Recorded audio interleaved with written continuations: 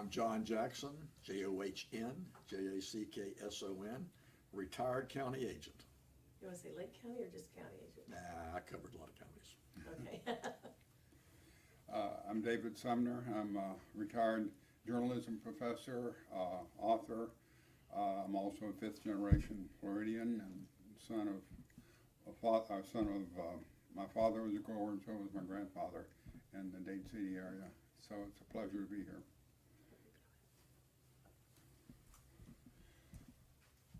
Well, John, you've interviewed, I guess, 30 citrus industry leaders for the oral history collection, and I've been given the privilege of turning the table and putting you on the other end. That's all right, I can handle it.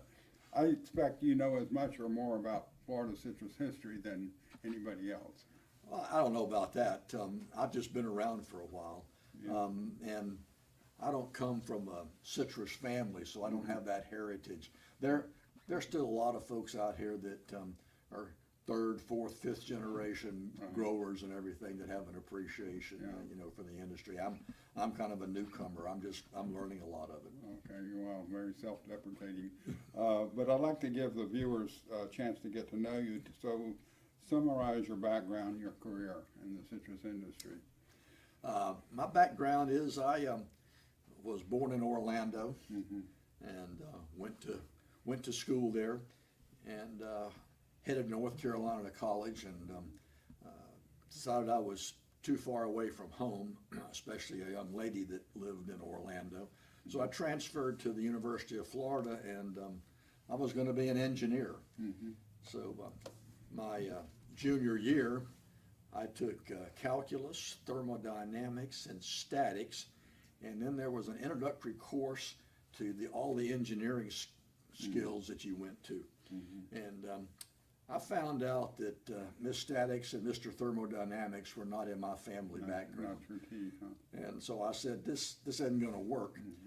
But I really liked the presentation that the ag engineering people made. These guys and ladies, not many ladies in, but they were outside, they did things. And so there was a program that was offered by the engineering school that was in association with the ag school. So I got a degree in what they call mechanized agriculture, which is basically a low-grade ag engineering degree.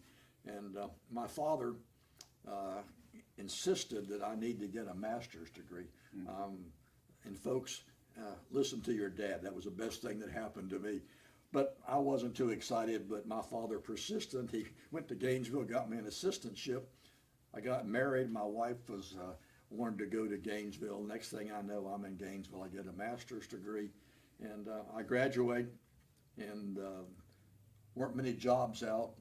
I took a job as assistant production manager, but at that time, the extension service was trying to upgrade their act a little bit. They were looking for people with master's degrees, so someone said, here's a kid, and fortunately the director in Lake County offered me a position. I was the first, what they call multi-county agent, so I went to Lake County.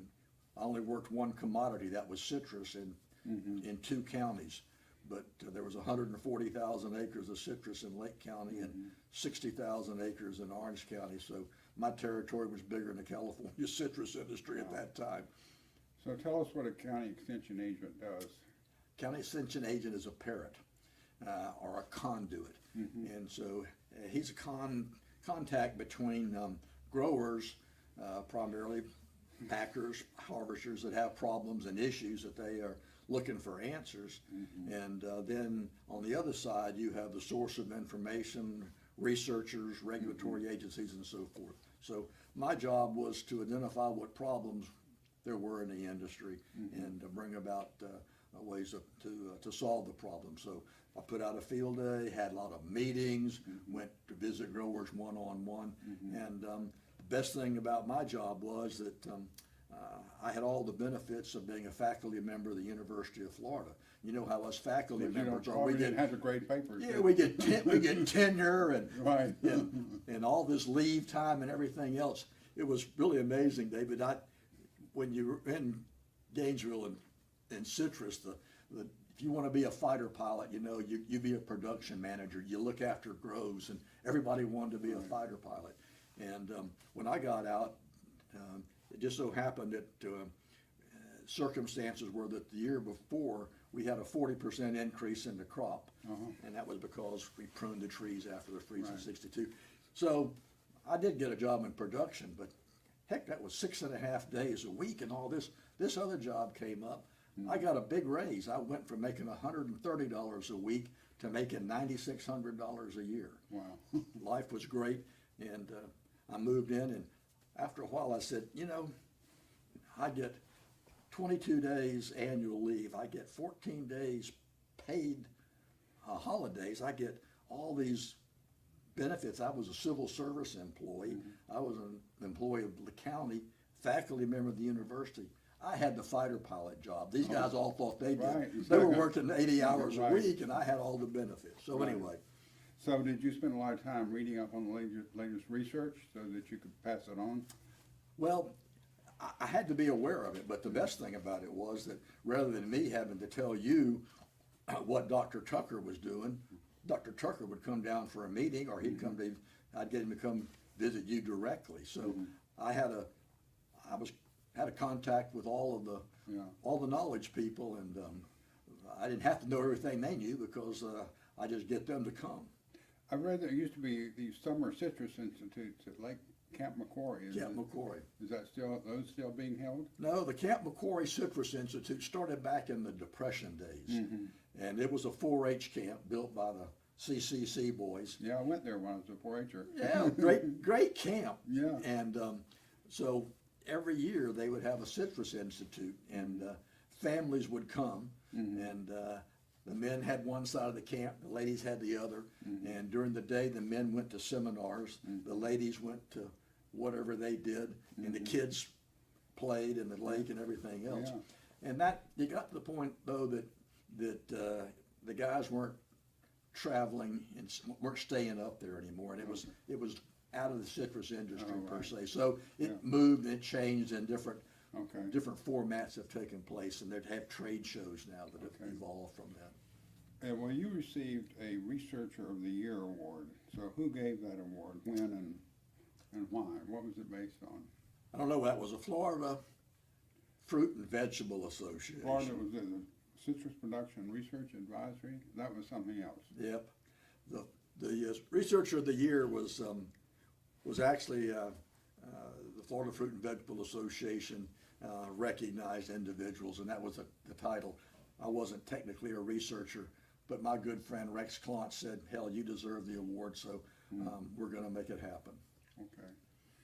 So shortly after you retired, you went to work again. I think you said you got bored for 3 or 4 years. It didn't take me but 6 months to get bored. months. Yeah, I was ready to go. And so what did you do then in your post-retirement? I thought the extension service was a great job. It was, but this was even as good or a better job.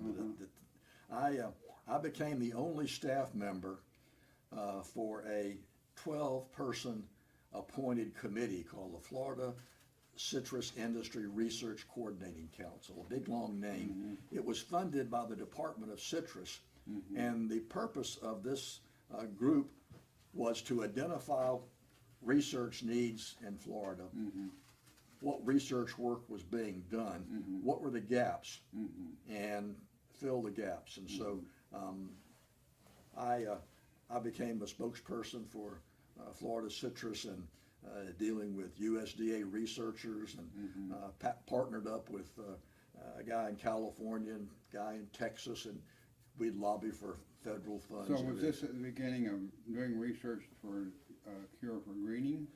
Greening had just started. I started, I think took that job in 2007, something like that. Greening entered here in 4, but it was 2007 before it really started to become evident that it was going to be a serious problem. And so one of the deals that I did with the coordinating council was to have a greening task force, and we got going in there. So I got started basically with that and trying to find funds for greening research. Okay. And McClure can tell you all about that. Okay. I look forward to talking about he was the man that brought about the change, he and Jerry Newland. Yeah. So I'm excited about talking to him. Well, you've spoken very fondly in the interviews I've seen about your work with 4-H clubs and the tree planting program. Tell me what you did with 4-H clubs and your job as a county agent. Well, I'm a great believer in copying somebody else that has a good program. And my friend Tom Oswald, who was the county agent in Polk County, had a citrus tree project that they did in Polk County, and we adapted it to Lake County. And basically what happens was a 4-H'er would get a citrus tree in the spring, and it would be in a little sleeve, and they'd get the citrus tree in a sleeve in a 5-gallon bucket, and their job was to transplant it and grow it, and a year later they would show it, kind of like you do cows and hogs and everything. So if your tree was a blue ribbon tree, then it went and was judged, and we had an auction that auctioned off the trees. So I started that in Lake County and had a couple unbelievable 4-H coordinators. So I did the technical deal from providing the classes. They did all the logistics. But, you know, I don't know how many young folks went through there, but it was a fun project for me. I got to do workshops, got to meet the young folks, their parents, and then we'd have the judging, and I got to be the job of the auctioneer, and so I'd sell the trees and encourage the kids to get excited, make sure they got all dressed up and everything else. And anyway, I still do that. Okay. And we had an auction last year, and we sold the trees, so it's still going. You've had several notable achievements. I think you're in the Citrus Hall of Fame and the Agricultural Hall of Fame. I mean, we don't have time to talk about everything, but are there a couple of things that you did that you really feel satisfied, that you feel like you were really happy you did that? Yeah, I'm lucky, you know, because I was involved with a lot of really great teams, and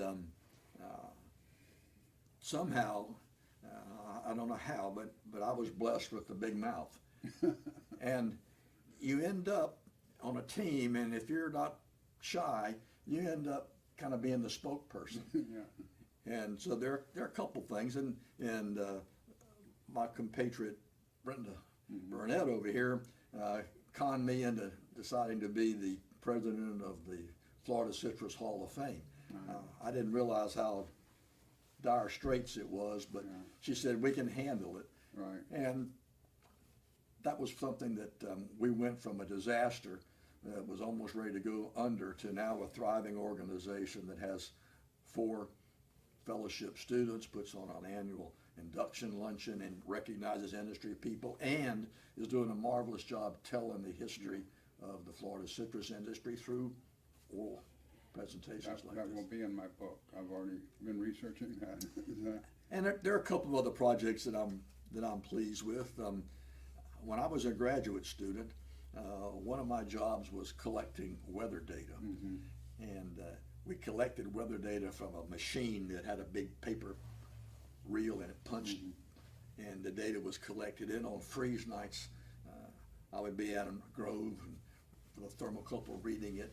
So then when I moved to Lake and Orange County, freezes were a big problem. So I started collecting data and helping out with freezes. And early on, the National Weather Service had these what they call official stations, big white wooden boxes, and I'd hire high school boys to ride and read those on a cold night. They'd call me and tell me it was 29 in Groveland, you know, and 28, and I was really worried that I was going to get a call that one of the kids had run off the road, and I was going to tell mom that he's all right and everything else. So I had another fantastic arrangement with a guy named David Ayers, who was a technician, behind the scenes guy, and he said, you know, I've been reading, we can read thermometers remotely and get the information transmitted with a telephone line to a computer. One thing led to another, and David and I put in 5 little automated weather sites in Lake and Orange County. In 1996, there was a freeze that there was no weather service at that time, and so growers said, we got to get the weather service back. And I said, I'll tell you what, just don't get the weather service back. If you can get me some money, we'll do these automated weather stations around the state. So they got me some money, and David and I traveled and put them in. And I'm proud of this, but the fact that South Florida Water Management District was one that we went to see, and they contracted to put weather stations in for them. And I believe that they would, contractor got $60,000 to put in a weather Well, station. what you did for. I got 125 and put in 12. 12, yeah. And, right. but David and I did all the work ourselves. Fawn's called Fawn, Florida Automated Weather And this Network. is still active, on Still active, Yeah. people still use it, Yeah, it's great. right. I've had a lot of other fun things that I've done, tractor driver schools and worked on with reclaimed water and getting growers to use that. And I'm still having fun. I got a group called Mature Mentors, and the old guys get together and we tell stories, and I go to lunch with people. And Right. now I'm trying to put together a project to put artifacts and show the history of citrus. I got a 38-foot picking ladder standing up in the courthouse in Lake County. Yeah, Really cool. yeah. So will this be in an actual museum or some physical site? Yep, if I can get it, we're gonna call it the Agricultural Showcase. And right now, I'm becoming frustrated dealing with the county and getting the Parks Department to give me some sort of a drawing, and then getting the commissioners to Right. provide some assistance and everything else. You know, when you get old, you don't like to wait. I mean, I don't have that many years left. I'm tired of these guys playing around, but we're gonna get it. We're gonna put in a citrus barn. We're gonna have a railroad car that haul watermelons out of this area. We're gonna have I got a barn, horse barn already donated. You're gonna get a greenhouse and all this. It won't be a pioneer village or a museum. It's gonna be an educational deal. It's gonna tell the story of agriculture, past, present, and looking to the future. And one thing that I've heard all my life was that our biggest problem in agriculture is that we don't tell our story. People don't understand. Right. You know, they think food comes from the grocery store. And so I'm hoping that this showcase will have a history to it, but will also tie in the fact that the role of agriculture and how important it is. And, you know, I've been preaching that for a long time, that folks don't really realize that that agriculture was the perfect industry in a county anywhere. Requires very little services, produces a lot of ad valorem tax dollars, jobs, and everything else. And studies showed that for every dollar that agriculture put into the taxes in a county, they got about 15 cents back. Every resident that put in a dollar got about $1.85. And so agriculture subsidized firemen. There wasn't a citrus tree that went to school or checked out a book from the library, but they helped. Didn't have to fund it. arrest any citrus growers or put them in jail. No, maybe occasionally. Yeah, well, we had deputies that made sure that people didn't come steal fruit. You know, in John McPhee's book on oranges, you probably read it. A great book. He talks about Leslie Bessinger, who was like a cop, he was former sheriff in Pasco County, but he was hired by, I think, Florida Citrus Mutual to help investigating citrus theft, and there has been some of that, and I've read about it. The higher the price of fruit went, the more likely you were to have people going out and stealing fruit. They'd pull the pins on a fruit trailer and fill a pickup truck and leave. Yeah, and stuff like right. that. So you were starting your career in the 70s. What was that decade like for the citrus industry? What challenge was it? Prosperous as a whole? Well, I started in 1968, and we had recovered from the freeze of '62. So citrus production was increasing, and we were growing more fruit. We were struggling with a low market price. In the early '70s, growers were in a really economic crunch, and the freeze came along in '76, and it reduced the supply enough that the price went up, and that was the history of citrus. Our biggest marketing tool was freezes. Sadly, those who were hurt severely, it was disastrous. For those that weren't hurt severely, it was a godsend. So, but the price went up in '76 and never really went back down again. And the industry was doing really good. We had problems we thought were monumental. We had to deal with rust mites and greasy spot, and occasional pests would come along. And in 1980, in Lake County, we produced 44 million boxes of fruit. We had 26 fresh fruit packing houses, 5 juice plants, 29,000 people involved in growing, harvesting, packing, Just marketing. in Lake County. And just in Lake County alone. Last year, the state of Florida produced 16, 17 million boxes. Yeah. Less than half of what Lake County did. So we had an industry that was just gangbusters, the economic backbone of the state, at least for the peninsula and so forth. So it was great times. Yeah. There were problems. Growers always had problems, but we were going. And then the world turned upside down December 24th, 1983. Yeah. And we just didn't know how bad it was, but one of those Arctic Siberian cold fronts came in and remember. caught us, I was here that night. and so. it was disastrous. I can remember it clearly. Well, yeah, the whole 80s, the decade of freezes. That's one of my chapters in the book. So it was 80, was one in 81, I believe, 83, 85. There was a freeze in 81. The numbers were worse, but the trees were much hardier, so it really wasn't disastrous. For the north part of the state, 83 and 85 were really bad, especially since we had one in December of 83 and then February of 85. A lot of people pruned, and so a lot of new growth on the trees, and it got zapped. But for the whole state, 89 was pretty disastrous because that freeze moved all the way down the state and wiped it out. So by the end of the 80s, we had experienced 3 major freezes that completely altered the demographics of the citrus business. We'd been moving south over time. I mean, the citrus industry started in St. Augustine and blossomed all the way up into Charleston and Savannah until the 1835 freeze, and you just look at these freezes and where citrus moves to, and it pushes it down the state.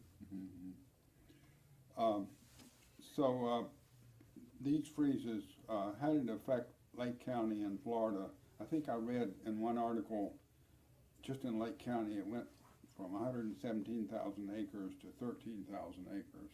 117,770 acres, 13,553 acres.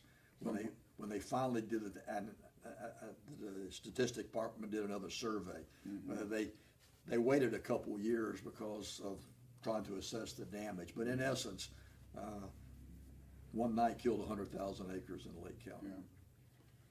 For growers who survived the 80s, like Glenn Beck, I mean, how did they do it? First of all, growers that survived the freezes were conservative businessmen, and they were the ones that understood that you can't walk away from debt. You know, like I can back off the fertilizer, I can back off this, but you can't walk away from debt. And so growers that were successful in the 70s and used their groves that they had as collateral to borrow money to buy more groves, they were so vulnerable. When the spreadsheets are out, they look great until that top line that says income, and when it goes to zero, the spreadsheet collapses. And so a lot of growers were leveraged out, and they were in trouble. The ones that survived were the ones that didn't borrow money to buy groves. And so what they could do was they sold their prime groves, generated capital, and replanted, or even invested in land further out, and survived. So that's how they did it, and it was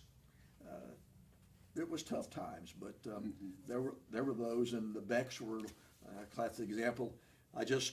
On the way here today, I drove by Simpson Fruit Company in Mount Dora. And Jim Simpson was a good friend of mine, and he sadly passed away at too young an age, but his wife Anita has run the grove in spite of freezes and everything else. And last year, the offer became too much to resist, and so the Simpson Fruit Company groves were all sold, and I came down Limit Street today, and they have bulldozed out the barn, the office. And I tell you, I almost cried. And it just brings tears to my eyes because I know what the Grove was like. And I got to tell you quickly, I tell this story all the time, but it's so true. I did a career day for years and years at middle schools, and I'd ask them, what's agriculture? And they would say, raising animals or driving a tractor. One little girl raised her hand. I said, what's agriculture? She said, it's a way of life. And unless you've been involved in agriculture, and especially for me, for citrus, you don't really appreciate that, but it is. For these people, it's more than just raising oranges. It is a way of life for them, and it's so difficult to see these people that were immersed in it to lose it because of debt or to be just, how can you continue to grow citrus when you can sell the land for $150,000 an acre, you know, so. Reminds me of another question I had later on, but I'll ask it now.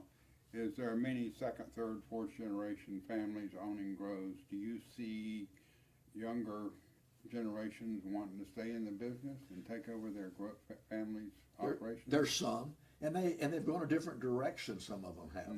And so rather than just growing it and selling the fruit to a buyer, now they've taken it and they have put in a retail outlet. And so they grow it, they squeeze it, and they sell the fresh squeezed juice, and they have a farm there that they grow vegetables in a greenhouse. And I got another guy that has planted some peaches that go along with the citrus, and the peaches have done well, so he sells peaches. And others have moved into blueberries, and you come to the farm and you have a slide and a sand pile, and it's entertainment and a food truck, and so they've gone to creative marketing. And so now these families are staying in the business, and they're not doing it like mom and dad did or granddad did. They're doing some direct marketing, vertical integration, all these wonderful terms. But there's some that are hanging in like that to do it. Getting back to one question I was going to ask, so how did microjets change the industry as far as freeze prevention? Well, you talked about, was it Nick Ferenga? Yeah. We, dealing with cold weather goes through an evolution. The yearling and Marjorie Kenning Rawlings, you know, the book and the movie, and you see them putting out wood in the groves to light them. So early on, we used different methods for cold protection. Lighter knots were one thing was really used, pine lighter knots, and wood, and we evolved to automobile tires, and then we finally got a little bit more refined and put in oil burning heaters that were there, and you could light a heater in a grove, and when you were paying 9 cents a gallon for the fuel. But fuel got expensive, and in 1962, a couple growers decided that theoretically, if you put water out and keep it at 32 degrees, you can protect the crops, and nurseries did that. But it doesn't work when you put overhead irrigation in citrus trees. The sprinklers didn't go fast enough, ice loads built up, and so it was a disaster. And we were looking for how can we protect our trees from freezes economically. And this guy, Nick Farina, another good friend of mine, said, why don't we take micro sprinklers and put out a small volume of water at the trunk of the tree. And let's don't try to protect the entire area. Let's just protect the trunk and the big limbs of the tree. And I think we can do that with water. And he had a couple of disaster situations, but he showed that the proper application of relatively low volumes of water can be effective in protecting citrus. And that's just the way the citrus is protected now. Small micro sprinklers. They don't try to save the crop. We're just going to save the trunk and the main scaffold limbs, cut it back and grow. So this was a grower that was very innovative and changed the entire way that we do an important practice. Literally a grassroots innovation. Yeah. And the researchers came down and explained why it worked. Let's look at hurricanes for a minute. So hurricanes have inflicted considerable damage in 2004, 2005, 2017, and 2022. have these hurricanes done long-term permanent damage, or are growers able to bounce back in a year or two? And Well, I think hurricanes, they bounce back. And, you know, fortunately for the area that I was in, hurricanes weren't a huge problem. We had, Donna came through in 1960, I believe, and I remember that one. But during my career, we had several hurricanes, but they never were catastrophic. And so the ones that we've had recently, they've done serious damage in some areas, but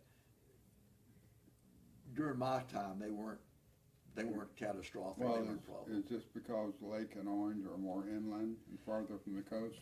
Probably so, Yeah. and we just didn't have any that moved through there with these real high rain, intense wind and everything like Andrew that Right. barreled in. So, but it's another problem, but not in my past. It wasn't that much of a. So what about spreading canker in the HLV? Don't they do that with the winds and the rain? Well, we could debate. Oh, okay. There's some discussion. We tried to control canker through regulatory programs, and so the basic plant pathology program, when you have a disease, is seek and destroy. So we find canker, and the scientists say the way to deal with canker is to push out and destroy every infected tree, get rid of the source of inoculum, and you can deal with it. Well, that happened in the 20s, the 1920s, and we dealt with canker then. But when canker came back the second time, and we tried to eradicate it, then we ran into some issues with, you're not gonna come in my backyard and kill my tree. Right, absolutely. But we did. Yeah. I'm sorry, but the law says I can eradicate this, but it was a pulling teeth to finally get to eradicate canker. And we were working on it, and growers are being compensated for the trees being lost. And whether it would have been successful or not, I think is debatable, but it obviously when the hurricanes came, then they spread the inoculum, and it became obvious that eradication was not going to be the way to go with it. And then when greening came along, there were proponents of seek and destroy, and they were adamant in pushing out infected trees and identifying them and everything. But it appears that we didn't get on that program quick enough, and greening had spread to the point where finally we realized it was endemic, and seek and destroy was not a solution to go with. What surprises the heck out of me is that we were smart enough to realize that we couldn't control it through regulatory actions. I thought, research, those guys are brilliant, they'll solve the problem. Right. And they haven't, and I am surprised. Okay. And it's not because they're not competent, it's because it's a tough problem to solve. Been in China for 100+ years, and they haven't solved the problem. Right. So, and you say, well, it can't wipe out the industry. Well, you ask the American chestnut grower if a disease can wipe you out. There isn't an American chestnut left because of a virus, I believe, or whatever it was, went through and wiped out every American chestnut tree in this country. And so you can have something like greening that, I'm not saying it's going to do that, but it's difficult. How confident are you that the industry will survive and be here in 10 years? Well, I'm confident we'll be here. It might be in a little bit different format, just like these growers I was telling you about in Orange County. Right. So I'm not growing the fruit and selling it to Florida's Natural. I'm growing the fruit, I'm squeezing it, and I'm selling it to the neighborhood. And so we might end up with a different configuration with some different kind of approaches and everything else. But there'll be an industry. There's always innovative people that are out there. The young ones they're creative. They'll find ways to deal with it. Well, if you look at the last 40 years, since the 80s, 3 themes are predominant: freezes, diseases, and hurricanes. What other trends or what other themes have been observable? Urbanization is a huge one. And so, we thought that when Disney came to Central Florida, that it was going to, citrus was going to go away like it did in California. But you know, Disney came in and it didn't dramatically impact the citrus industry in Lake and Orange County where I was. They had to hire people outside of the citrus industry. I mean, we did, all our harvesters didn't go to work at Disney. In Orlando, spread north and south. And the reason was that the growers in South Lake County and West Orange County were making money. And somebody said, I'll give you $5,000 an acre for that grove. We're going to put a subdivision in. I'm making $1,000 an acre off of my grove. Well, I don't want to sell you my grove. And so, so we didn't have the urbanization pushing into that area because growers are making money. Now the freeze comes along, and by then we're down to the next generation of absentee owners, and you get a call from your co-op and saying, "I'm telling us to tell you, but we had a freeze and your grove's gone. But I know you've been putting money away from the income we've been sending you every year, and we're ready to replant. It's going to take $1,000 an acre to put an irrigation system in. It's going to take $3,000 an acre to buy the new trees, and another $1,000 an acre to get them planted and everything else. So you got 50 acres. I just need, $250,000 or whatever."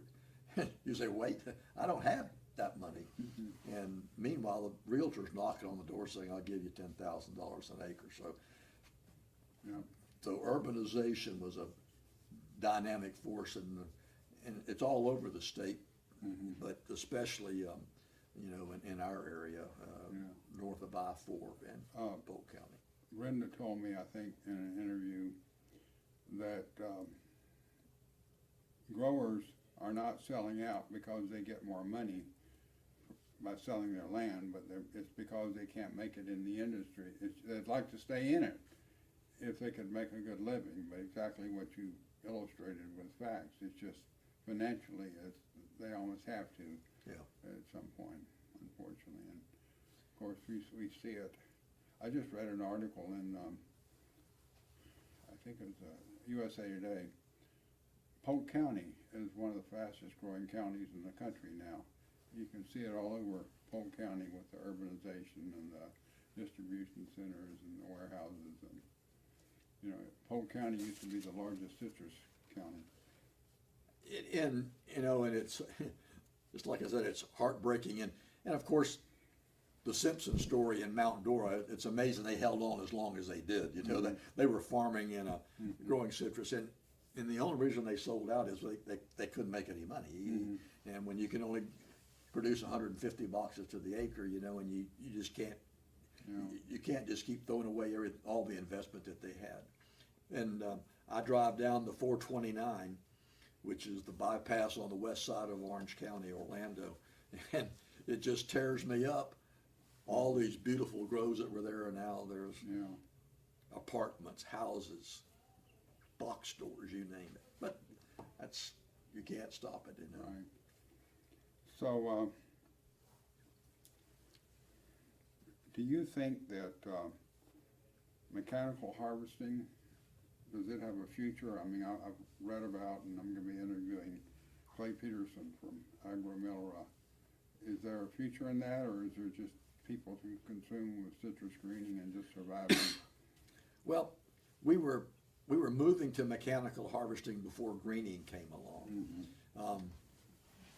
I can remember starting seeing the first mechanical harvesting that took place, and it started off with machines that shook the trees, and we were picking big trees, what they call hardship picking, 30-foot trees, and so forth. And then it's gone through some iterations.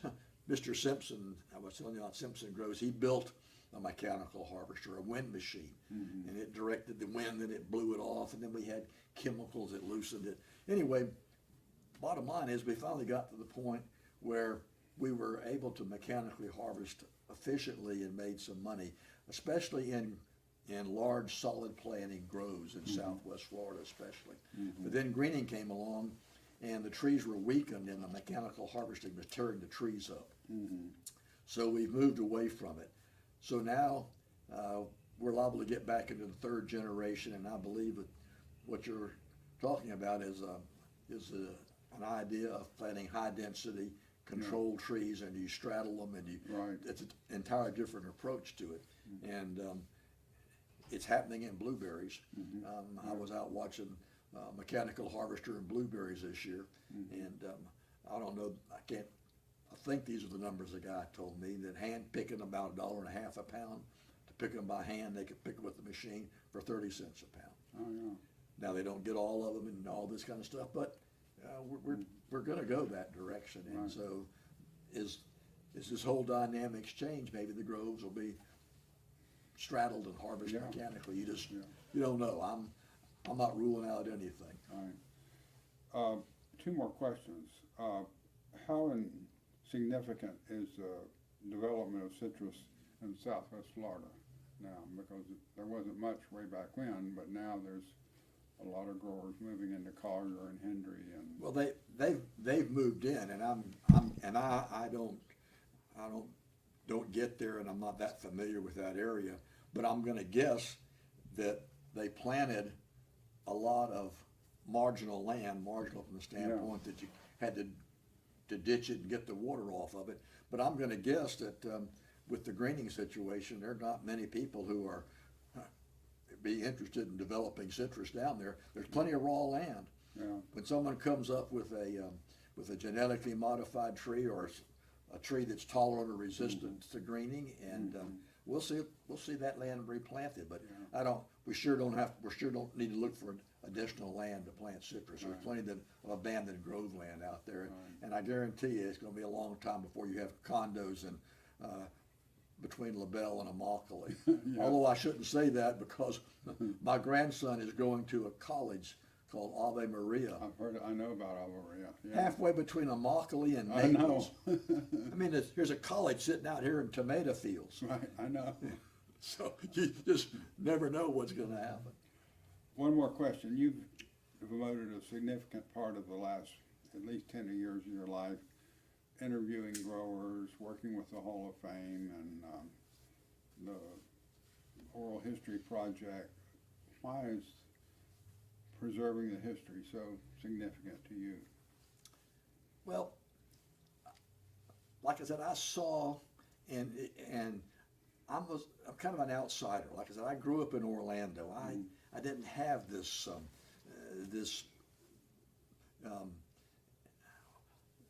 love of the industry. My wife grew up on a dairy in Florida, and as soon as she could tie her shoes, she was a part of the family, whether she was in the milking parlor or looking after the heifers or whatever it was. And I have seen so many families and folks involved in the history, the importance, and the it's like one big family.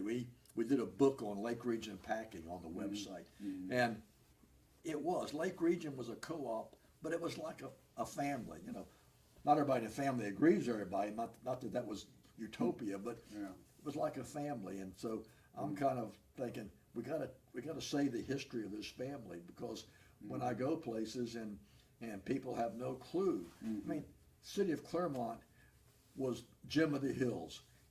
Citrus was Claremont, and now Claremont is some Olympic training facility, and people there have no clue that citrus was the economic backbone. I don't want that to go away.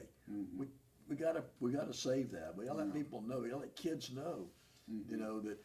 And I'm sure this is everywhere in the country. I mean, back in the 1860s when we started doing research, half the people fed the other half. And the only reason we have a standard of living we have in this country is because we've learned to take 2% of the people feeding everybody rather than 50%. But that story of what happened there, needs to be told and needs to be preserved and needs to Yeah. be appreciated. Yeah. And, I agree. and I'm on a mission to do that. So Right. I don't know why, but it's just something that Well, it's fun. motivate and doing interviews like this has been so rewarding. You Right. stumble across remarkable stories and Right. and uncover little tidbits that are so amazing, Right. so amazing. One more question, and you've mentioned in your newsletters about your faith, Christian faith, and so how does that affect your work?